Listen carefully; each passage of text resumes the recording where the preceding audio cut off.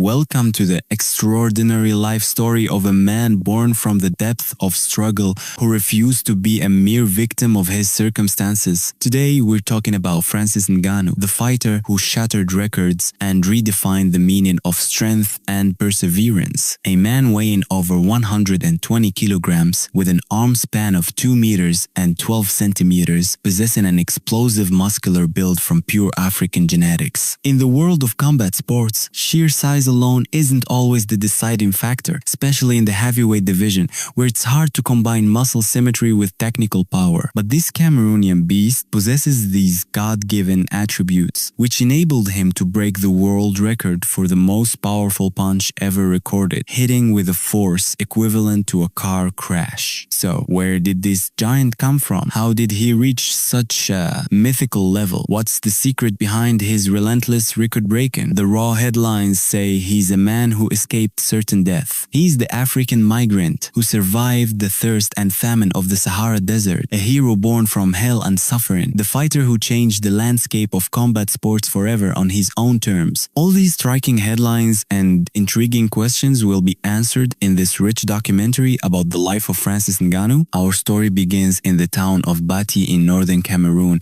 in 1992. A young boy named Francis, just 6 years old, faced a bitter family reality. His parents' divorce would mark the beginning of his great adventure. Under strict family conditions, he moved between relatives' homes, then from the village to the city. During this journey, he came to know his father well, Emmanuel Fosu, an unworthy man, a ruthless street fighter and criminal. Even when young Francis was asked his identity, fear would show on people's faces as soon as they learned his father's name. Their testimonies about him were shocking. He could face and defeat 4 men at once. Francis wasn't the only one affected by his father's brutality. His 4 siblings were too. Their first refuge was their grandmother's small mud house, a crowded shelter, but one that at least protected them from the harsh outside conditions. After a temporary settlement, Ngannou finally entered school, but unfortunately, things didn't go well. He lacked basic supplies like a pen, and when his teacher found out, she would beat him and expel him from the classroom, which was packed with over 60 students. During long school days and breaks, he had no food and refused the pity of some classmates who offered him a little. As Francis mentioned in several interviews, his self-respect was the most precious thing he owned. He left school at the age of 9, heading with his brother to work in a sand mine for a meager wage, roughly $1 a day. Despite his lean physique, he got used to the routine, competing daily with adult men in the same mining tasks. By the age of 14, Ngannou had become a target for street gangs who wanted him to join and follow in his father's footsteps. But he believed in one idea: anything my father did, I will absolutely not do. The harsh conditions of his childhood made him feel ashamed. He could never afford school supplies, new clothes, or even basic daily necessities. He constantly wondered, why is this happening to me? What did I do wrong? What was my fault? And the answer in his mind was always, you did nothing. He soon became convinced that he should keep working instead of asking fruitless questions. He later regained his confidence when he bought his first shirt and shoes with his own hard-earned money from the mine, things that even those who bullied him or made him feel ashamed couldn't do. Pride was evident on young Ngannou's face. There was an unparalleled feeling in realizing that you have to do everything for yourself, by yourself, and expect nothing from anyone else, only from yourself, to feel the pride that will strongly push you forward through life's challenges. At the age of 17, new ideas and huge dreams began to crystallize for Ngannou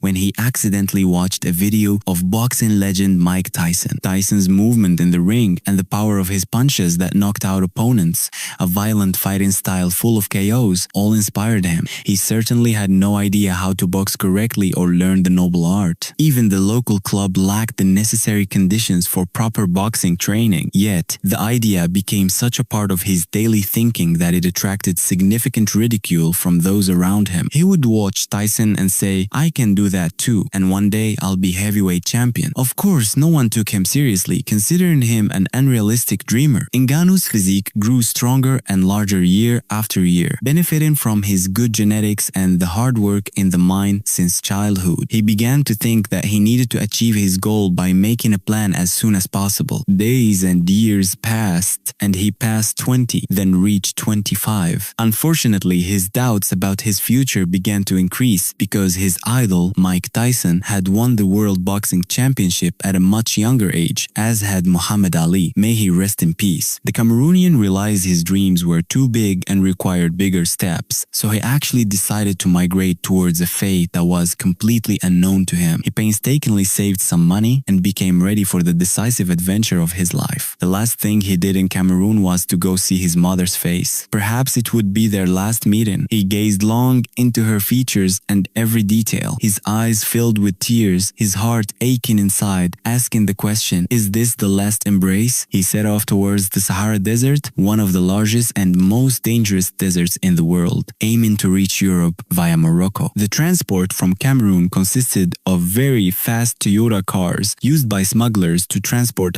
Africans in extremely harsh conditions. 25 migrants crowded into the back of the car. They couldn't even carry water so as not to take up space. And because the smuggler was driving at record speed, they had to hold on tightly to avoid a fatal fall. So much so that some migrant women lost their children in this cruel, heartbreaking way. Arriving and settling in Morocco was not easy at all. Migrants had to settle in the north, close to the cities of Ceuta and Melilla, anticipating any opportune moment to cross, either by land or sea. The city of Melilla had formidable walls that seemed impossible to cross, specifically designed to prevent illegal immigrants from entering. And the choices available, both bitter for the migrant, remained by land or by sea. Francis chose land, but he failed once, then again, for a total of nearly 6 consecutive attempts. But things are not as easy as they seem to you, dear viewer. When migrants are caught, they are immediately sent back to the south to try again from scratch, and you can imagine the extent of the suffering without food, without drink, without money. And you have to fight to survive, to try again a chance whose failure is many times greater than its success. And this is what happened with our hero. No one lied who said, "Never underestimate the weapon of hope." Ngannou spent almost a year in the forests of Tangier, waiting for luck to smile upon him. He earned his daily sustenance either by searching through waste and leftover food or market discards, gathering vegetable scraps. But the last thing he ever considered was returning to his country. He had left everything behind, with no turning back. His dreams were impossible to achieve there. Bullying and shame would always haunt him due to his failure to achieve his ambition. He carried the motto, "The sea is before you and failure is behind you." Mid-March 2013 was a pivotal day in the Cameroonian's life. After his usual habit of wandering the streets of Tangier, searching for internet cafes to watch boxing match clips, his most important task was to monitor the weather, wind direction, wave movements, and moon phases. He was striving for the perfect night to execute his plan, which he pursued like a military operation. He gathered 8 migrants, each contributed $50 to buy a small inflatable raft. He was the captain and the leader of the group. They all trusted him to paddle with all his might at the front,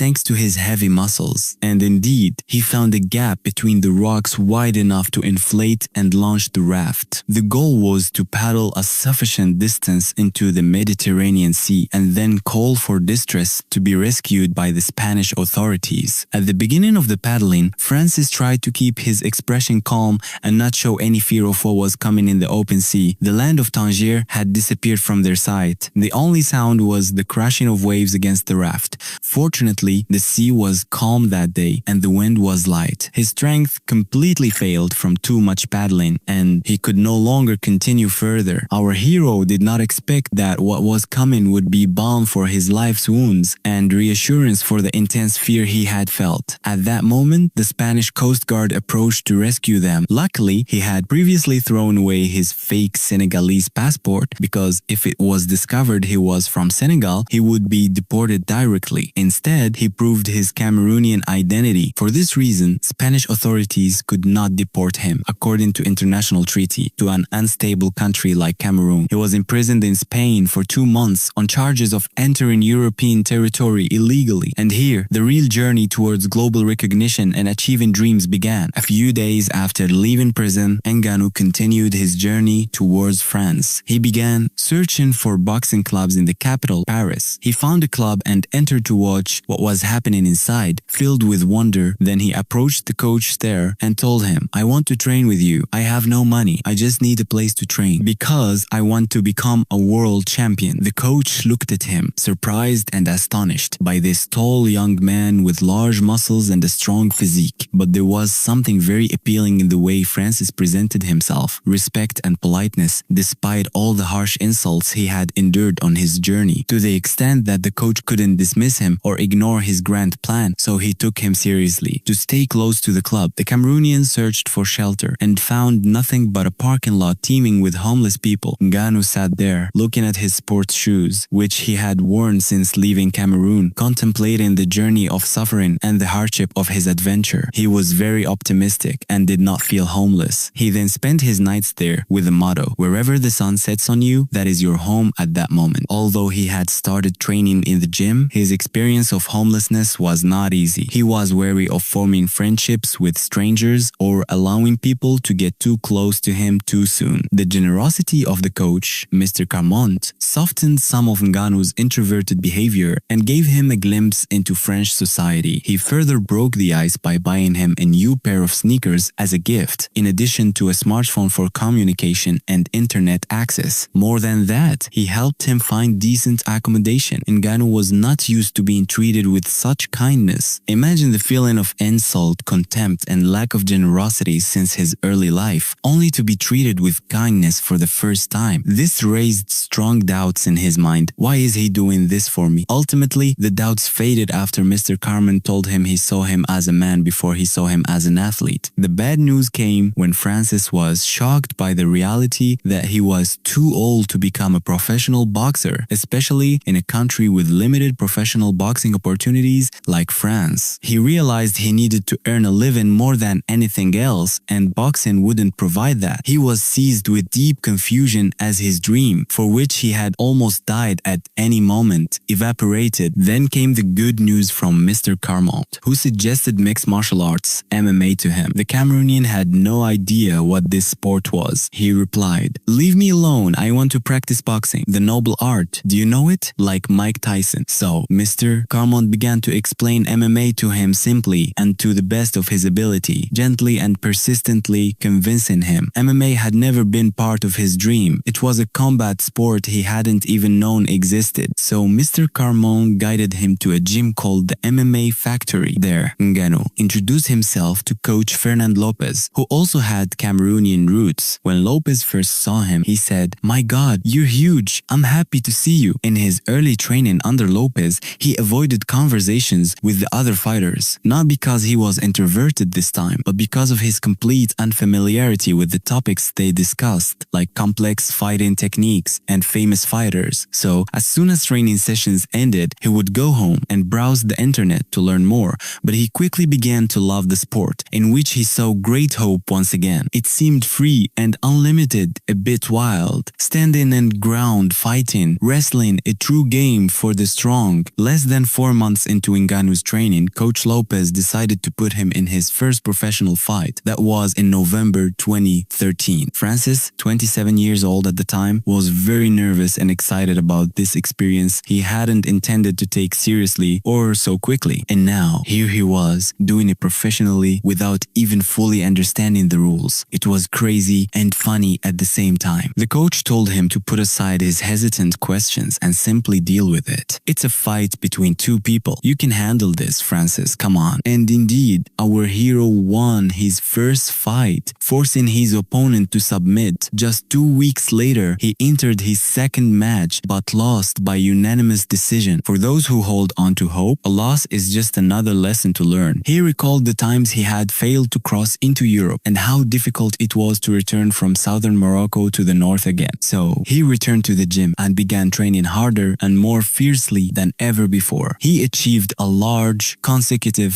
and unstoppable winning streak. With this powerful and intimidating devastating performance, less than 2 years passed before he found himself on the radar of the world's strongest organization, the UFC. That was in December 2015 when he fought for the first time in the United States and successfully secured his first victory in the promotion with a powerful knockout in the second round. That was against the Brazilian Luis Henrique, a punch that carried the pain, dreams and hope towards achieving the world title. He continued to rack up victories with a punching power unprecedented in the heavyweight MMA world. His intimidating physique combined with his devastating punches made him a highly anticipated fighter for UFC fans. Who is this savage giant who destroys his opponents in such lethal ways? In December 2017, he faced off against the behemoth Alistair Overeem, a brutal clash that remains etched in the minds of fight fans due to its ending. An uppercut from hell landed by Ngannou in less than 2 minutes of the first round, inflicting devastating damage on the Dutchman, who collapsed lifelessly to the canvas. Scientists questioned the magnitude of this immense power. A team of them invited him to their sports research and testing facility. The goal was to measure the sheer force of his punch. The head of the scientific team was astonished by what they found. Incredible, immense power in his punch. They confirmed it was a punch equivalent to a car crash. Something hard to believe but true and scientifically proven. After this performance by the Cameroonian and his astonishing of fight fans, the promotion had to grant him a title shot. And that's exactly what happened on the 20th of January 2018. At UFC 220, we always remind you that in the world of combat, size and strength alone are not sufficient criteria. That was the main narrative of this showdown. Stipe Miocic, one of the legends of the sport, possessed enough fight IQ to stop the raging African bull Ngannou, who unleashed all his power. The American intelligently contained it and began to score points through impactful wrestling takedowns, which are very effective in UFC judging. Ultimately, our hero lost the fight by unanimous decision from the judges. Here, he realized that winning titles requires more than just losing and training hard. This is the greater meaning of professionalism. Training and fighting intelligently is far more effective than just using brute force. The mind is the most useful tool in winning battles since the dawn of human history. The Cameroonian returned disheartened, acknowledging that there were levels beyond just strength. So, he adopted a different approach, developing his technique and prioritizing destination over the speed required to get there. The most important thing was to achieve his goal, no matter the effort or time it took. This led him to lose again against American Derek Lewis by unanimous decision, all in the pursuit of learning how to win big fights against elite fighters. Finally, in the same year, 2018, his total number of fights reached 3. He concluded it with a crushing and very important victory against American Curtis Blaydes by technical knockout in the first round. A fighter returning from a loss is difficult to defeat again. As the saying goes, what doesn't kill you makes you stronger. Imagine a man who came back from the jaws of death itself. He destroyed Cain Velasquez, broke Junior Dos Santos' jaw, and devastated Rosenstruck, becoming far more terrifying than before. When power, good planning, strong techniques, and experience combine, it's the magic formula for an undefeated fighter. After this brilliance, it was time to get a well-deserved title shot, a revenge match against the veteran Stipe Miocic on the 27th of March 2021. UFC 260 was the date for payback. Ngannou faced the man who stood in the way of his dream of global gold, but this time it was completely different. The Cameroonian was more experienced and composed, not rushing, and with intense focus. The goal was one: execute the plan he had set with his team and then seek to punish Miocic in the most violent way possible. He hunted for mistakes and hit his target powerfully. He was seasoned and unafraid to wrestle his opponent, unlike before. The surprise was that he turned the tables and became the grappler this time. After securing control over him on several occasions, he nearly finished him with the power of his punch. Within seconds of the second round, Ngannou landed a scattered yet successful and damaging punch. A left hook dropped him to the ground, followed by a brutal right hammer fist that almost shattered his face. After the fight, Francis Ngannou was declared the new heavyweight world champion of the UFC, the fiercest man on the planet. The revenge didn't stop there, but took another surprising turn. No one knew until his appearance in his title defense fight. Yes, a confrontation with his